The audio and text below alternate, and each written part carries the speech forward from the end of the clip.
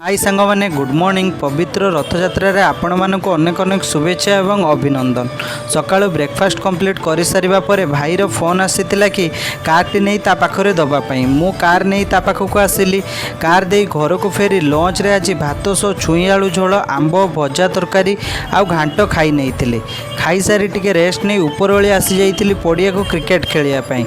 आज हमर long boundary match पड़ीतिला जोउतरे आमे गोटे मैच जीतिथिलु आउ गोटे मैच हारि जाइतिलु।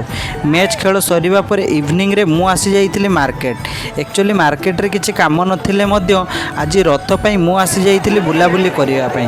प्रथमे आपण ठाकुर को दर्शन करि नियंतु तापर लोकंको भीड़ देखिबे। भल भाबरे ठाकुरंकर दर्शन होई गला। एबे देखंतु लोकंकर भीड़ संडे थिबारु लोकंकर भीड़ टिके बेसी जमिछि। हौ चलंतु घर को जिबा।